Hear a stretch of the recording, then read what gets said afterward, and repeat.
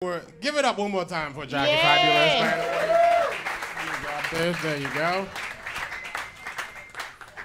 I didn't know you were shy and didn't like to talk. No, I'm not shy at all. I just don't like it. That's all. You don't like this type of thing? I do and I don't. I don't have an explanation. I got to be in the mood to do it. That's all. Okay, so you're not in the mood today. No, I'm in the mood. Oh. I get in the mood when I'm a Showtime mood person. I'm Gotcha. boom, Okay. action, and ha ha. But other than that, I'm just like, please don't leave me alone if you don't have to talk to me. Well, I have to talk to you today. Yes, let's do this. Let's do it. Hello, Jackie. Hey, TJ. Hi. What does TJ stand for? What does it stand for? Tanael Joachim. That's the reason I go by TJ. Okay. Yeah, I was going to say, force them to say your name right. And then you're like, nah. yeah, my first 2 years doing comedy, just host sweating, trying to fucking pronounce it, and they would like repeat it for 10 minutes, and then as soon as they got on stage, they fuck at it. It's just hard, so it's fine, you know. Mm-hmm. You were JD.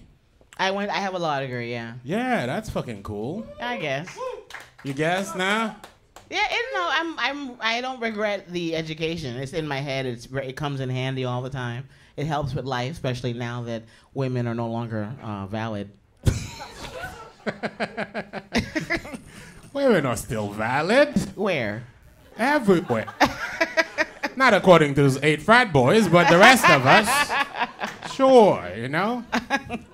So, when did you make the transition? When did you decide I'm going to quit law and become a comedian? It seems like a hard one. Well, I worked at Caltech in Pasadena, in California. Mm-hmm. And I always say, well, I made the transition to full-time comic because they asked me to stop coming into work. I got fired from the job. It was awkward. That's such a cute way to say you got fired. They asked me to stop coming in to work. They were sick of my shit. So I was, Why'd you get fired? What happened? I was a senior contract analyst at Caltech in Pasadena, and I had an office and that laptop, and I used the job to just do this career.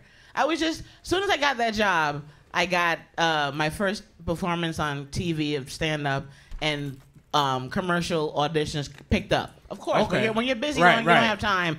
Waterfall of opportunities come. Right, so. You got in quick. But when did you decide to be a comedian? Is it even before you became a lawyer or while you were a lawyer? I did a stand-up comedy writing class after work, and I started doing that in like 2005. Okay. So I kept my day job, and I just did this at night, a class. Gotcha. And after the 6 weeks of class, we had to do like a recital after that. Yeah. And my first show was at the Hollywood Improv, September 16th, like 2005-ish. Around there. Yeah. How did it go? I was good, and that's why I was good because everyone in my class and the teachers were like, "This is probably what you should be doing." But you know why? Because that back then, well, probably now when you have the bringer shows, I had my friends would come to every show because it was new to them. And I remember I had a bunch of bosses come to my show, and they were in the audience, and after the show, they were like, "You should stick with this."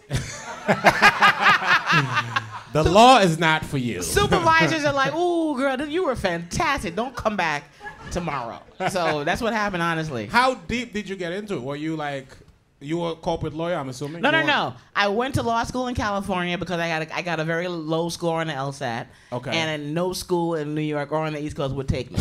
So when the first school in California said, "We'll let you in," that is why I ended my relationship, and I packed to move only for law school. The dream was only to be an attorney.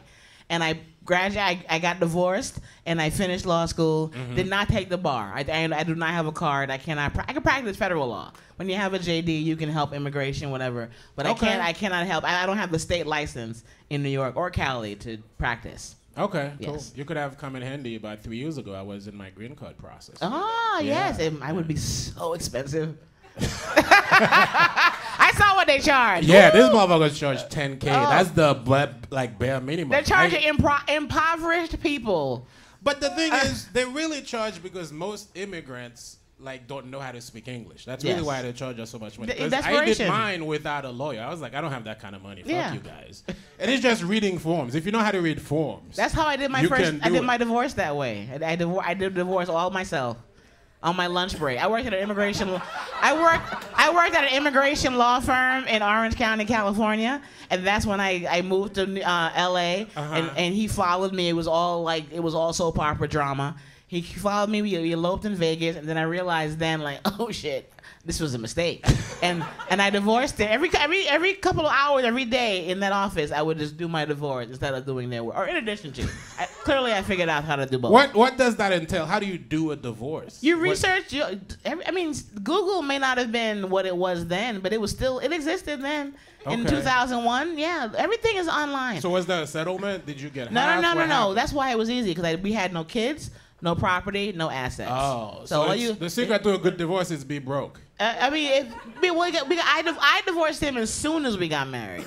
Like less than 7 months later, I was like, please sign here. I brought the paperwork home, and I was like, and he knew I was ending it, but he didn't want to believe me. Oh. So. Who was the most heartbroken? Oh, he tried to kill himself. It was the worst. Oh shit. Yeah. Fuck. Did you feel guilty at all? Well, I really wanted. He was emotionally abusive and a mental illness, and just he didn't touch me or hurt me physically, but it was a constant struggle to get through whatever demons he was going through. Yeah. And we all got demons, but he didn't. He wouldn't admit he had them. Right. That's my thing. We're all fucked up, but if you don't want to admit, I feel like the kind of person that tries to kill himself after a divorce is probably emotionally abusive. Yeah. Manipulative. That's how he was. Right. And clearly it didn't work. I'm like, hey, you can go, but please sign here first. Well, I'm glad you're out of it. And when did you move to New York? Because you spent a lot of time. I was in LA 20 years. Holy shit. 20. I know. That's why I moved back. I don't have 20 much more. I don't got another 20. At some point, I got to be like, isn't it time to die? You know? How old are you? 50. You got a good 30 plus years left, for sure. The life expectancy for American women, whatever race, I think it used to be like 81, 82, and now it's like 78, 79 because of, Yeah. I was thinking about, because my great aunt, she just died that old. I was thinking about what my number is. Do you have a number that you would like to die at? If I'm healthy and I could walk, I would love to get a short pixie cut and have my blonde hair and wear too much jewelry. I mean, I'm close. I'm almost there. and have like the bedazzled denim jumpsuit. I want to be the sassy grandma with the glass of scotch on the porch. Yeah. Me and my guy still making out in front of the neighbors. That's what I want. Just grossing out the children. Oh, that's what I want. Just doing doggy style. The elders are fucking again. Doing doggy style on the swing. Where is he at? Is he here? All right, that's dope. Have you found that there's some of the skills you had in the law world that transferred to comedy? Oh yeah, because when I guess public speaking, but besides that, I managed to find jobs that would pay me almost as much, probably exactly what lawyers make, without having the lazy way. I was corporate, so I worked in contract law, so I could read and break up a contract, understand and or in infinity or in perpetuity. Small things like that. Yeah. Small things. Force majeure. That yeah. Act of God. If shit go wrong, it's over. Yeah. The law is so made up. It's so act of God. That's a valid one. They're like, look, if the Earth implodes, but then people have like is no longer valid. But that's you get to decide what's an act of God. No, you don't. Act of God is pretty mutual. It's not subjective. Okay. A hurricane shutting shit down. That's would COVID be considered an act of God? Yeah, that's arguable. It depends. You got to prove how sick you got. You got to prove somebody died, lost weight. You got to prove a lot with disease. Right. With act of God, it's like my house is no longer there. Right, that's an act of God. Okay. Any lawyers here? Am I impressing anybody? Anybody here? No one? Am I impressing anyone? Fuck you guys. Nah, there's no. Let it be at least 3 attorneys out here. Oh, by the way, someone told me to tell you that they love your skirt. You got a great skirt. Thank you. Where's Craig? Is he here? He bought it for me. Oh, your boyfriend. Well, your fiance. I'm sorry. It's so sorry. hard to get Jesus that Christ. title. Why don't you take that away from me? Your fiance. Yes. I mean, I have the title. It's hard for men to say it. That's the problem. I say it all the time. Yeah. I mean, I'm not a big title person. So. No, I'm not. Do you love titles? I mean, once you've earned it through your work personally and emotionally, a title kind of makes you feel accomplished. How do you earn being somebody's fiance? that takes it. You know what? I would say that there's this, that, and the other, but honestly, the way I really think, it doesn't. There are no rules. It's case by case. Right. You might meet a girl tomorrow and be like, she's it. You might meet a girl tomorrow and be like, I like her, but I don't really feel like I'm ready. There are no rules. The older I get, the more I'm like, you see how life is short. If you want to get married, who's gonna? So, everybody got opinions, but when you're in the house alone with that person in the kitchen and they keep using whatever sponge that should have been thrown out 5 years ago, that's between you and that person. That is not social media. That's not your friend. That is you and that person. Did you guys move in together? Not yet, no. Not yet? No. When is that happening? Is that in the works? I'm waiting for more secure work that will make it so that when we move, it won't be a headache. So that if you get in trouble, that you're not homeless. No.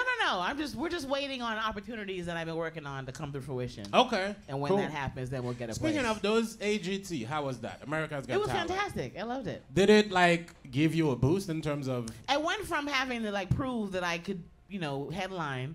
Because before that, I had to give a referral or this comedian vouches for me, and I still, I don't do it anymore. But when you get a major TV role, you kind of don't have to worry so much about who knows about me, because I didn't know that the whole world watched that show.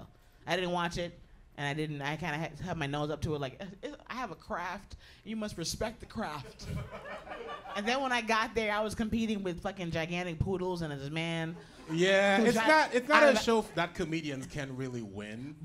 Well, you can get. So far, they'll let you get real close, and then they're like, because you're competing with cute little girls playing the violin. There's no way you can beat them. We want the girl who can shit fire out of her ass while singing opera. Exactly. We want her, Did they try to get you like the story? They're very big on stories. They seem very, very centered on stories now. My story came out organically. They were just. When they were getting to know me, they were like, so how did your family feel about you doing this? And I was like, they can't stand it. They hate it. They don't believe in this or me. And they were like, boom, there's your story. Right. So it came out naturally. I didn't have to make it up. I just told them, stand-up is really my dream. My family doesn't understand it, doesn't believe in it. They're immigrants. The immigrants are like, let's get a house and a job and shut up.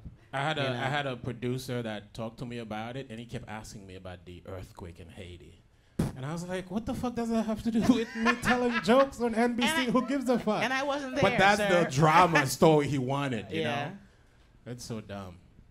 But I'm glad it worked out. And did that lead to, well, I don't know if it led to, did it help with getting the Tonight Show? The Tonight Show thing, I've been trying to get on there long before AGT. But I was never, I guess, good enough or prepared. So I'd submitted many a set that they had turned down. So that was a long time coming of me harassing them. Not agents, not managers. What I tend to do in this is just Jackie's career. Mm-hmm. I rely, of course, on team, manager, agents. But once I find out that I can get their email, that person, that phone number, I'll be in the inbox. I'll be at the head of whatever. Listen, you gotta hustle in this I'll be business. in Lauren Michaels' email like, hey, Lauren. I know what would you say? I've done it before, not as much as him, but I've been like, the subject line will have my name. That's the rule. Jackie Fabulous says thank you, or Jackie Fabulous referral, whatever. And then they'll read it, and I'll just be like, how are you? Happy Monday. I open it up very chipper, and then I say, I hope I'm not bothering you, but I saw the opportunity. I'm just picturing Lord Michaels getting a Happy Monday email.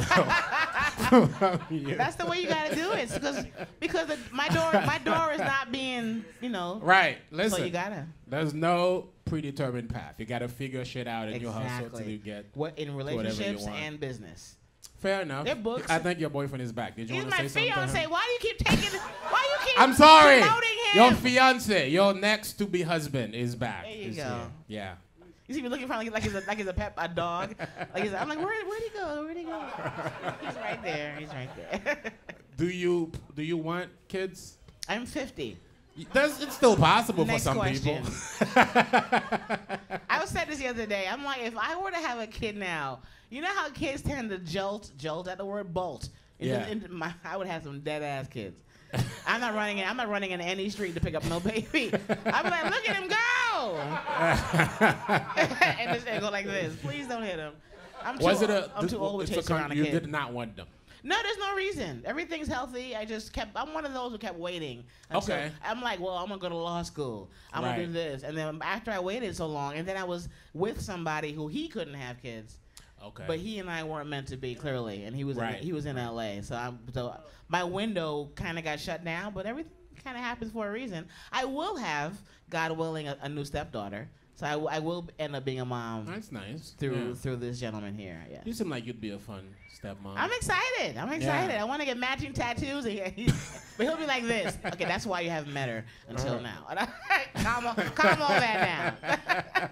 So I'm looking forward to just taking care of someone younger than me. A lot of exciting things. Yes. Yeah. Yeah. How's the wedding planning going? You know, I just started to get serious about that. Okay. And I'm calling places, and they're like, after first it was gonna be in September. Everywhere I call, they're like, "Bitch, that's tomorrow." No, they were like, "There's nothing open. The summer is done. You on Christmas?" And I'm like, "Oh, you gotta make plans," because I wasn't making extravagant plans. Right. I was just making like find a restaurant, give us the back area, and they were like, everything is busy and closed and booked up everywhere for everything. It's expensive. I'm gonna ask my girlfriend to. There's a woman she was on Project Runway, one of my favorites, and I found her on Instagram because I'll email a bitch. Yeah. And I said I'm a big fan, so I'm gonna ask her to design my dress. I'm gonna go for it for real. I'm not gonna. I was gonna be. You already have the dress in mind. You know what you want. All in my head, all the ideas. Hell yeah. Yeah. Do you want a wedding here? Do you want something destination? How do you want it to be? We don't have the money. Yeah. So you'll in the do Bronx, something. the idea is courthouse, and then a nice dinner. Yeah.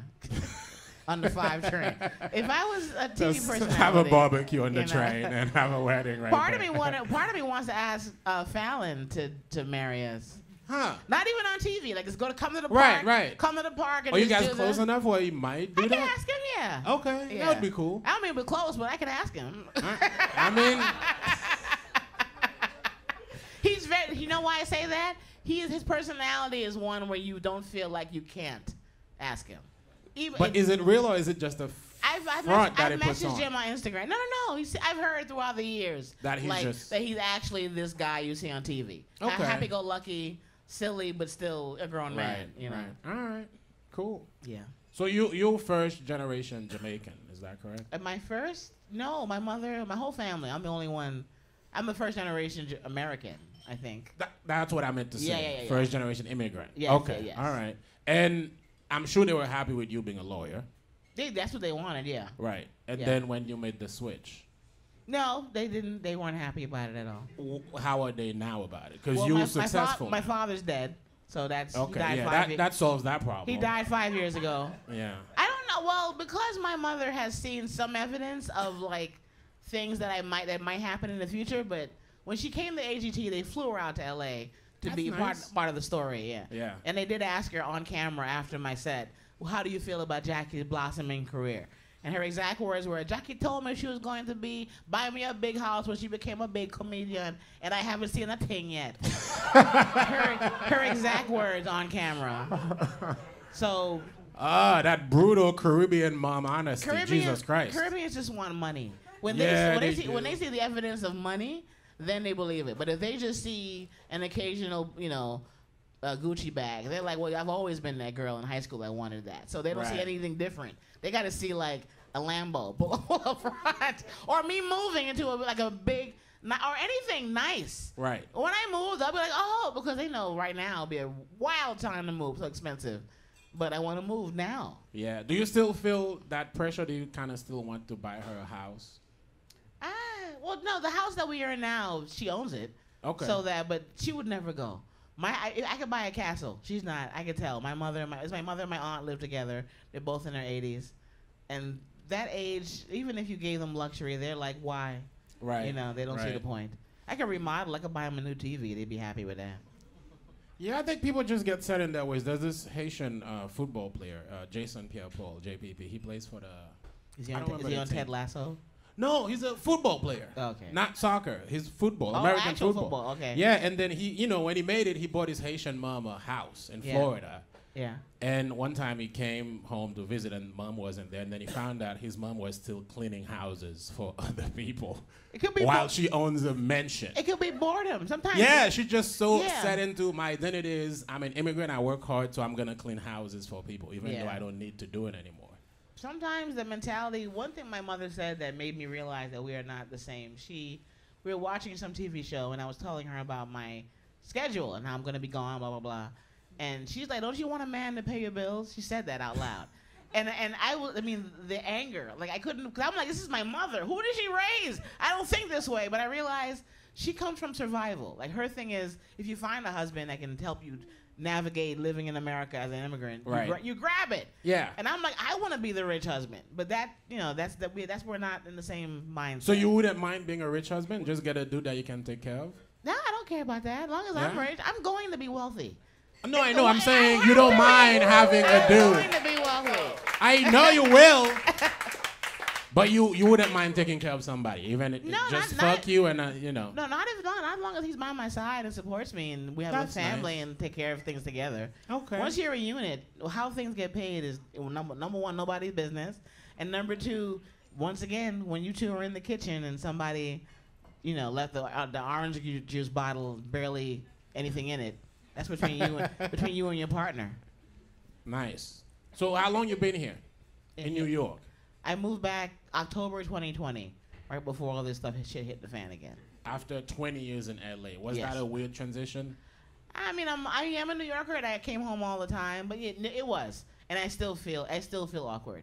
It's a very big change to go from living your own life in your car, your apartment, and your schedule, your dry cleaners, your nail polish. You have your life. Yeah, LA's kind of a.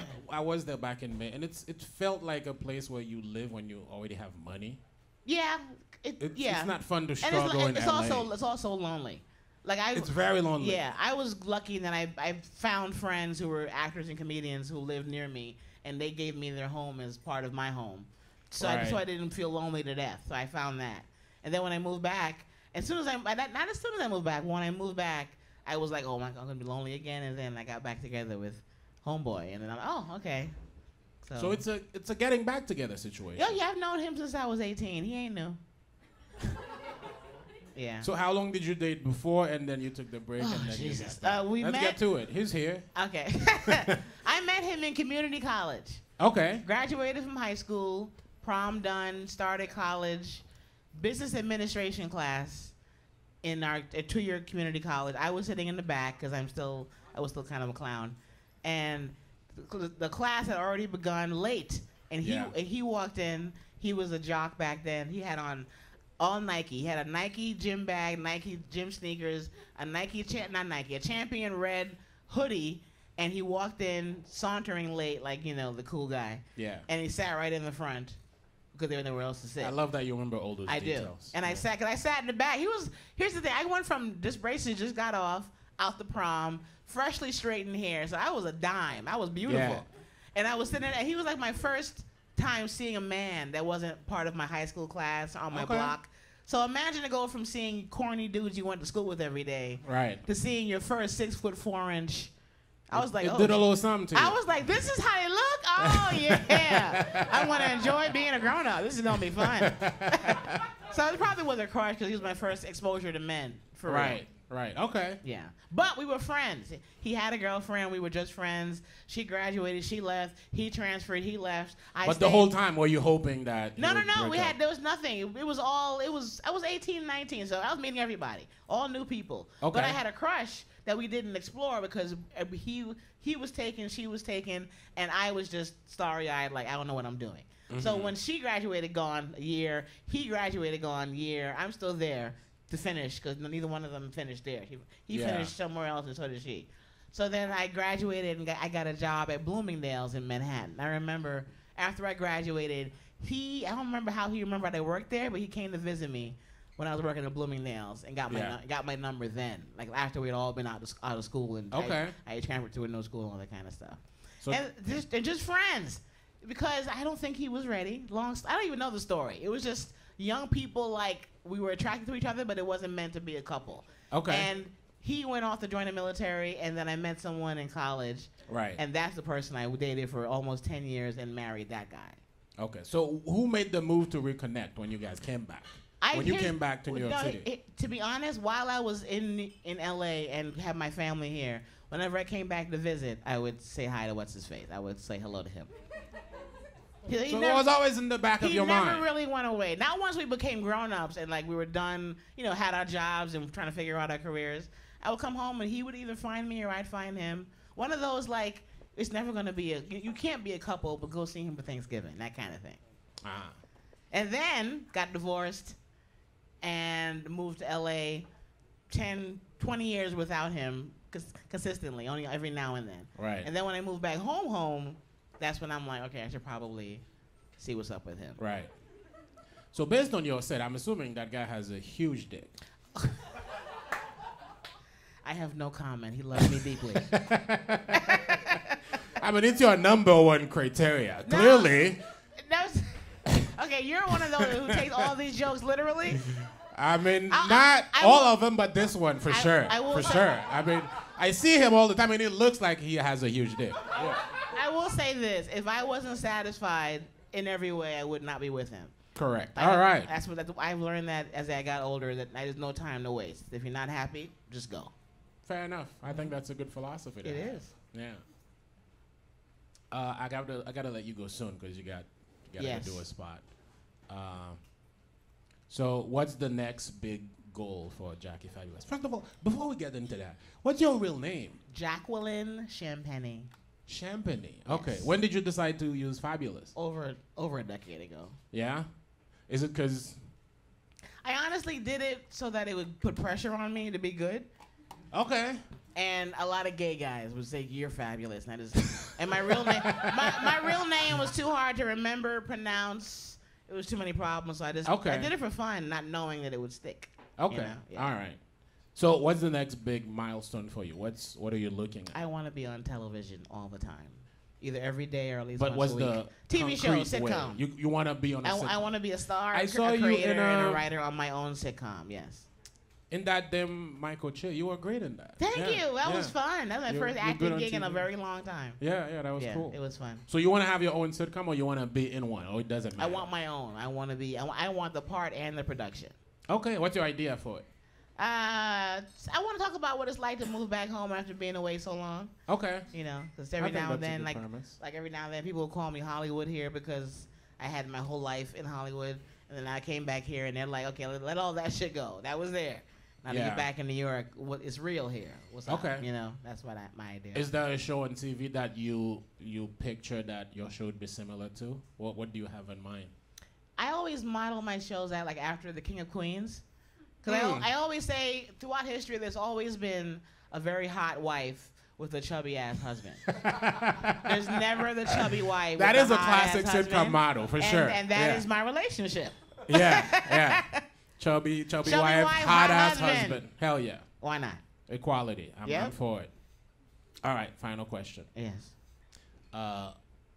What would you like your legacy to be in terms of comedy and your life in general? Like, if, you know, there would be a tombstone for Jackie Fabulous, what would you want it to say?